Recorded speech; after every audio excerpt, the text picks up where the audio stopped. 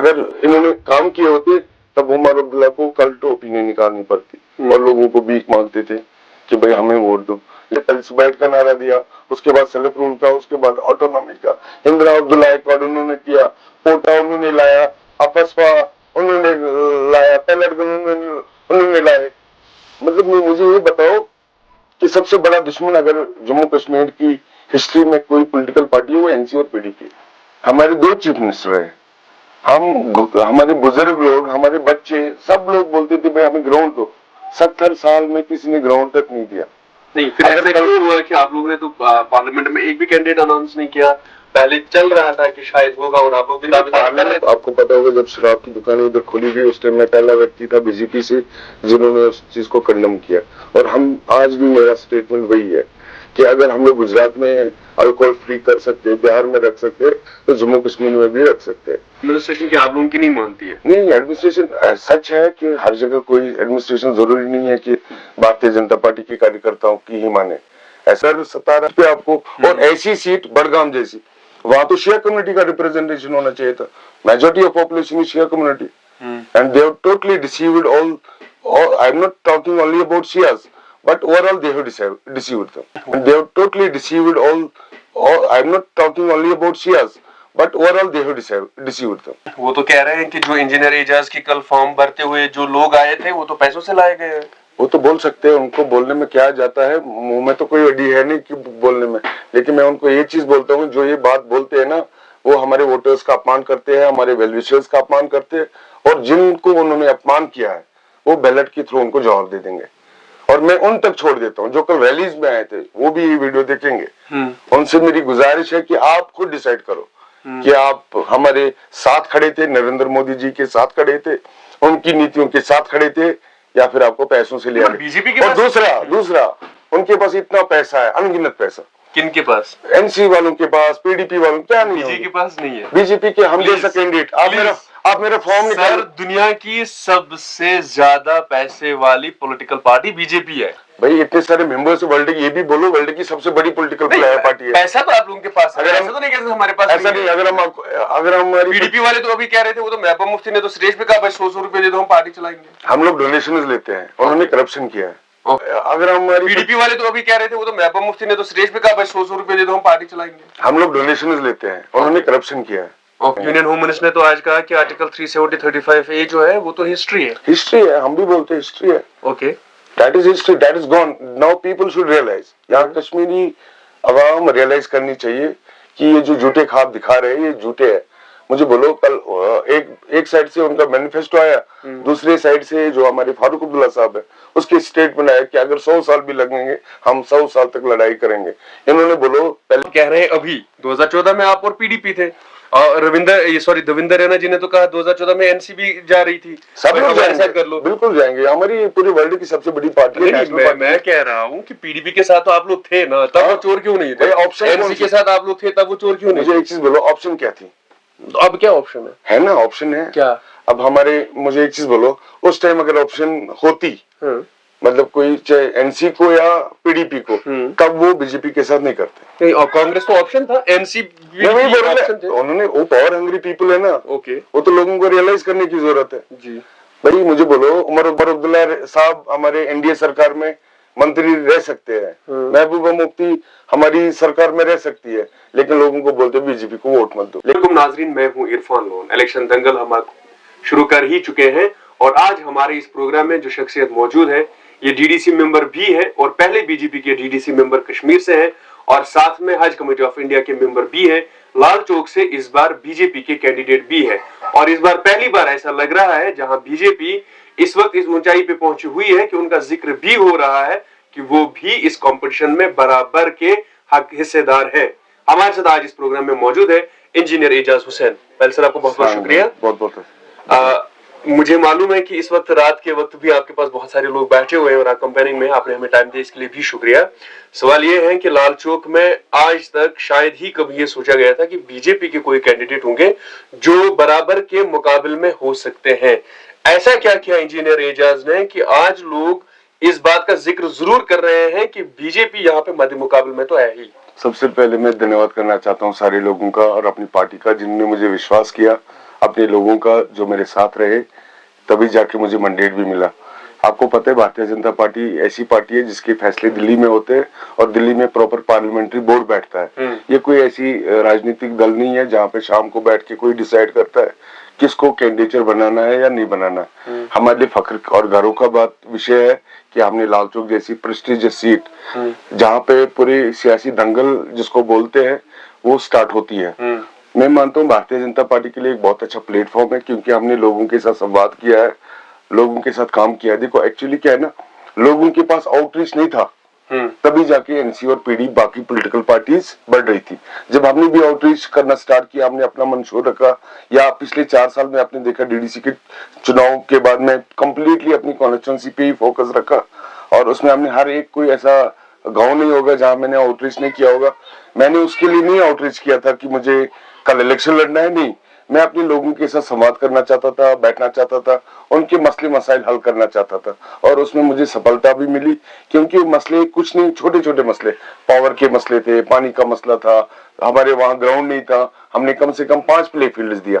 मुझे एक चीज बताइए, इससे पहले सोनवार कॉलेज जो पहले सोनवार थी, हमारे 2 चीफ मिनिस्टर है, हमारे बुजुर्ग लोग, हमारे बच्चे, सब लोग बोलते थे भाई हमें ग्राउंड दो। 70 साल में किसी ने ग्राउंड तक नहीं दिया, सड़कें हमारी होती नहीं थी, और हमारा कोई रिश्तेदार आता था, या कोई किसी बेटी का रिश्ता आता था ना, तो वापस चले जाते थे, बोलते थे ना यहाँ पानी है, ना यहाँ सड़कें है, ना यहाँ बिजली है, और जो कॉमन फैसिलिटी चाहिए थी लाइवलीहुड के लिए, मुझे लगता है वो लैकिंग था। उस पर हमने ज्यादा जोर किया, हमने उस पर काम किया। हमने उन पॉलिटिकल पार्टीज की तरह हवाबाजी नहीं की कि भाई हम जी आसमान से चांद तारे लाएंगे, नहीं, हम जो जमीनी स्तर पे कर सकते थे वो हमने किया, और उसी का परिणाम है, और लोगों ने विश्वास किया, और लोग आज चेंज चाह रहे हैं। मुझे लगता है आज राइट टाइम है कश्मीर के लिए, अपने आप को दिखाने के लिए कि हम लोग जी हिंदुस्तान के साथ खड़े हैं, भारतीय जनता पार्टी के साथ खड़े हैं, माननीय प्रधानमंत्री नरेंद्र मोदी जी के साथ खड़े हैं, क्योंकि उनकी सेंटर में सरकार है। नहीं, फिर ऐसा क्यों हुआ कि आप लोगों ने तो पार्लियामेंट में एक भी कैंडिडेट अनाउंस नहीं किया? पहले चल रहा था कि शायद होगा, और आप लोग भी दावेदारी कर रहे थे। मैं आपको बताता हूँ, पार्लियामेंट बहुत बड़ा एक क्षेत्र होता है ना, उसमें 18 असेंबली कॉन्स्टिट्यूंसीज होती थी एमपी में, और हमें पता है भाई 18 असेंबली एक साथ मिलके वोट करेगी, वहां हमारा जितना भी मतलब उतना संभव नहीं है। हमारे पास स्ट्रेंथ है, बट वो स्ट्रेंथ को अभी बढ़ाना है, उसमें फिल्टर होना है। अभी हमारे पास ऐसे लोग भी है जो शायद ही भारतीय जनता पार्टी में रखने के काबिल है, लेकिन जब अच्छे लोग आ जाएंगे तो हम लोग वो भी फिल्टर हो जाएगा और अच्छे लोग आगे आ जाएंगे। तो इसलिए आप लोगों ने पार्लियामेंट में नहीं और दूसरा, पूरे देश में इतनी बड़ी पॉलिटिकल पार्टी है, उसके लिए 2 कैंडिडेट ना उठाना मुझे नहीं लगता कोई इतना। अच्छा ठीक है, मैं ना आपका ये देख रहा था सोशल मीडिया, और वहां पे आपने अपना अलहिदा से जो है एक मैनिफेस्टो तैयार किया है।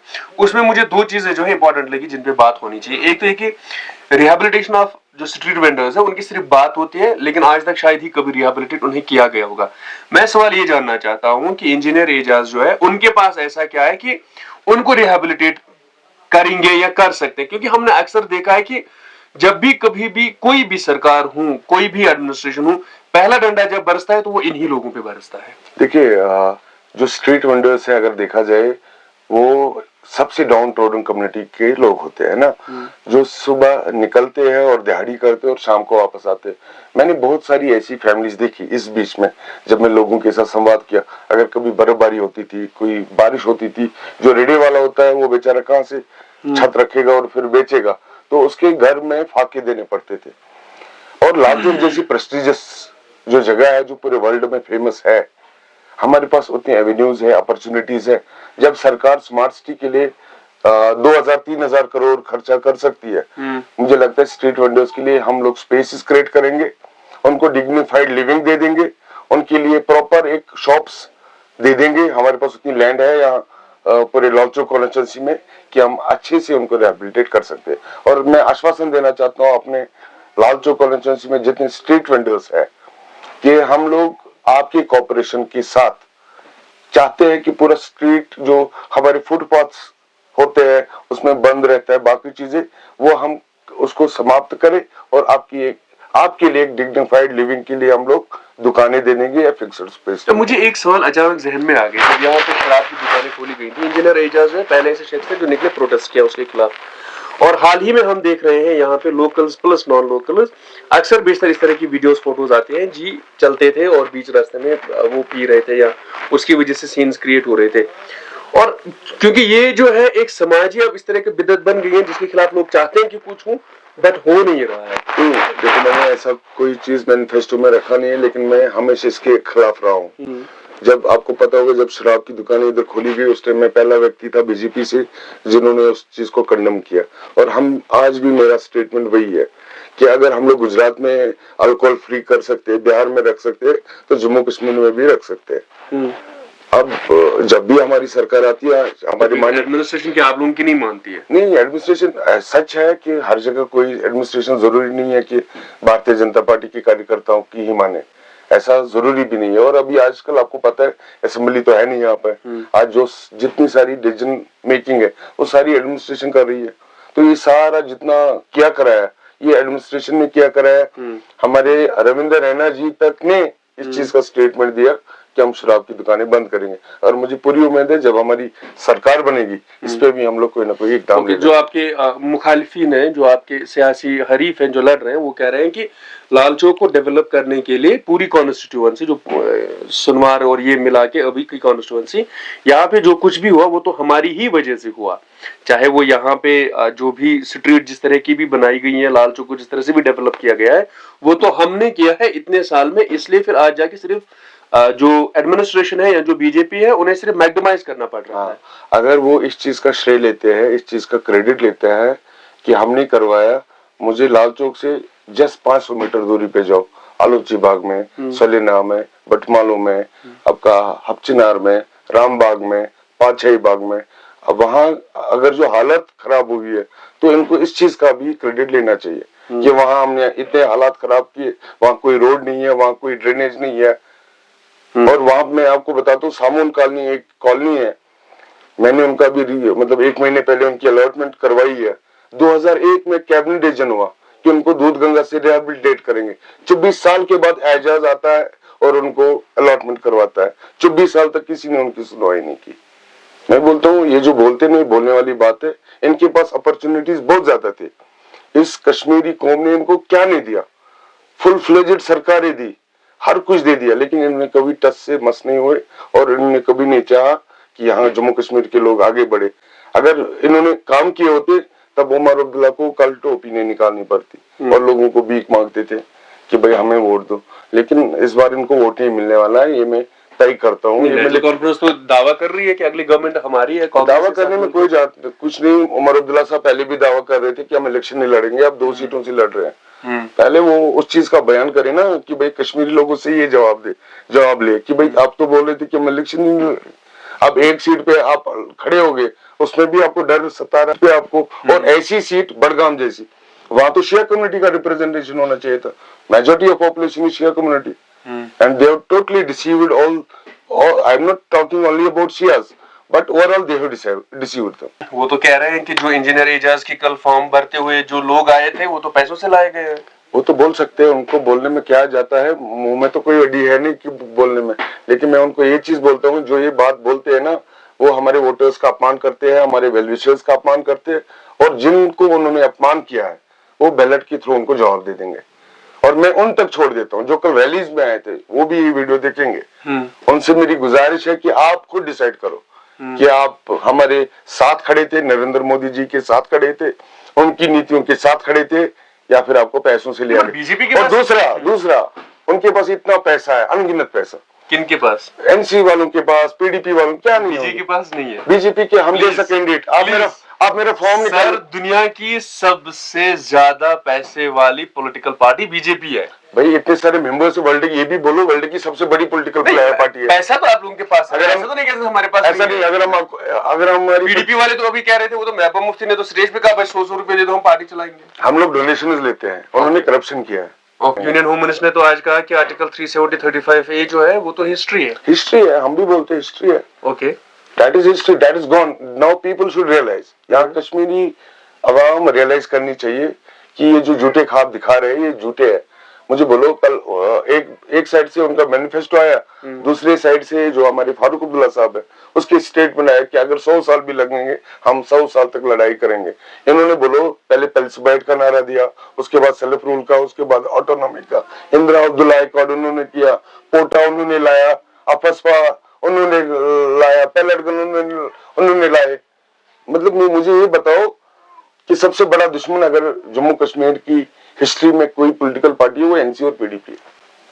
तो ठीक है ना, फिर ये भी तो आप कह रहे हैं अभी 2014 में आप और पीडीपी थे, और देवेंद्र रैना जी ने तो कहा 2014 में एनसीबी जा रही थी, सब लोग हमारे साथ कर लो। बिल्कुल जाएंगे, हमारी पूरी वर्ल्ड की सबसे बड़ी पार्टी है। मैं कह रहा हूँ कि पीडीपी के साथ तो आप लोग थे ना, तब वो चोर क्यों नहीं थे? ऑप्शन एनसी के साथ आप लोग थे, तब वो चोर क्यों नहीं? मुझे एक चीज बोलो, ऑप्शन क्या थी? अब क्या ऑप्शन है ना, ऑप्शन है क्या?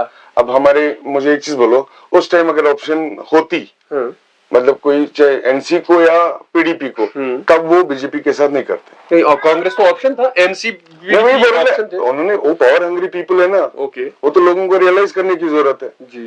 भाई मुझे बोलो, उमर अब्दुल्ला साहब हमारे एनडीए सरकार में मंत्री रह सकते हैं, महबूबा मुफ्ती हमारी सरकार में रह सकती है, लेकिन लोगों को बोलते बीजेपी को वोट मत दो, मैं ये मानता हूँ जो आज लोग है ना, मतलब विशेष तौर सिटी के लोग, इस श्रीनगर के लोग, सोशल मीडिया हर कोई चीज है, सब कुछ ओपन बुक है। मैं बोलता हूँ बीजेपी एक पॉलिटिकल पार्टी है, ना कि कोई रिलीजियस पार्टी।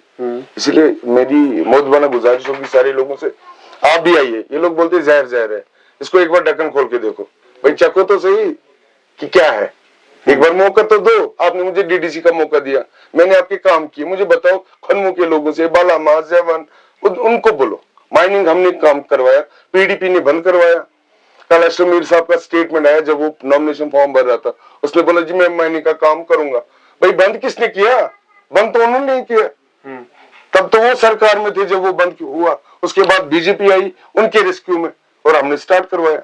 आज वो फिर उनकी बात करता है, तो ये कहीं ना मतलब एक हिसाब से वो साइड करने की कोशिश करते हैं और गुमराह करने की कोशिश। आखिरी सवाल पूछ रहा हूँ, वो ये है कि अगर बीजेपी को कल जरूरत पड़ती है गवर्नमेंट में किसी और के साथ हाथ मिलाने की, बीजेपी क्या करेगी? क्योंकि एनसी पीडीपी आपके पास एक ऑप्शन है ही, कांग्रेस के साथ ऑब्वियसली नहीं जाएंगे, एनसी और पीडीपी नेशनल में यहाँ पे है, लोकल में, और छोटी मोटी पार्टीज या इंडिपेंडेंट्स है, मजबूरियां तो हो सकती है। ऐसा कोई मौका नहीं मिलेगा, हमें पूरी उम्मीद है इस बार जनता 50 पार करवाएगी भारतीय जनता पार्टी को। जम्मू में भी बहुत अच्छा एक वेव है मोदी जी का, और काम भी हुआ है वहां पे। और अगर कश्मीर की बात करोगे, मुझे लगता है 5 से 6 सीटें हमारी भारतीय जनता पार्टी की यहाँ से भी निकलनी है। और यही बात सरकार अगर जरूरत पड़ती है, पहले तो ये तो बात की बात है, लेकिन फिर भी अगर जरूरत पड़ती है, मैं बोलती हूँ ये जितने ऑप्शन है ये पीछे पीछे चले गए बीजेपी के, क्या मैं ले लो चाहे उसमें एनसीयू कांग्रेस मैं किसी को कोट नहीं करूंगा, बट भाई tested and time and tested, history तो देखो इनकी। तो इसलिए मैं अपने लोगों को बोलता हूँ सीधे बाय गॉड बीजेपी को दो। उससे क्या होगा ना, देखो मुसलमानों के लिए आज छोटा सा रास्ता है बीजेपी के लिए। लोग बोलते हैं भाई बीजेपी एंटी है, कहाँ एंटी है? अब भाई मौका दे रहे हो, आप भी मौका दो। अगर आप मौका देते हो, कल को हम इंशाल्लाह असेंबली मेंबर होके आ जाते हैं, मतलब आपके लिए और अच्छा होगा। और उससे क्या होगा ना, एक रास्ता खुल जाएगा मुसलमानों के लिए पूरे देश में। सबको लगेगा नहीं भाई मुसलमान अपने साथ है। पार्लियामेंट मेंबर को नहीं दिया था मुस्लिम पार्लियामेंट में, बोलते पहले असेंबली मेंबर तो जिता के लाए मुसलमान, तब तो फिर देखेंगे भाई एमपी। भाई मैं कैसे बोल सकता हूँ कल पार्टी को मुझे जी आप एमपी का टिकट दे दो जब मैं असेंबली मेंबर में ठीक नहीं करूंगा। पहले आप असेंबली मेंबर लाइए, उसके बाद आने वाले, मैं बोलता हूँ हर कोई चीज। कांग्रेस एक टाइम पे अगर आप हिस्ट्री देखोगे, उनके सोशल बाइकआउट होता था, उनके घरों में कोई नहीं जाता था, उनकी शादियां दूर दराज गांव में होती थी। आज वैसा नहीं है ना, आज कांग्रेस ओपन लगता है। क्यों? वहां पे मुसलमान भी गए, मुसलमानों ने पार्टिसिपेशन की, उन्होंने अपनी बात रखी। यहाँ के मुसलमानों से मैं बोलना चाहता हूँ, क्या आपके लिए दिल्ली से लोग आ जाएंगे जो आपकी बात करेंगे? क्या आपके लिए पंजाब से लोगों को लाना पड़ेगा? भाई अपने लोगों को मौका दो, आपकी बात करेंगे। इसमें तो कोई क्रोनोलॉजी नहीं है, कोई मतलब ज्यादा समझने में मुझे लगता है। आप अपने लोगों को मौका दो, इंशाल्लाह रहमान। हम भी मुसलमान है, हम भी कश्मीरी है, हम भी यहाँ की बात करेंगे और अपने लोगों की हित में बात करेंगे। अगर कुछ कमियां रह गई होगी, कुछ दूरियां रह गई होंगी, उनको और मिटाने की कोशिश करेंगे। चलिए इंजीनियर एजाज साहब, बहुत बहुत शुक्रिया हमारे साथ बात करने के लिए। Thank you so much.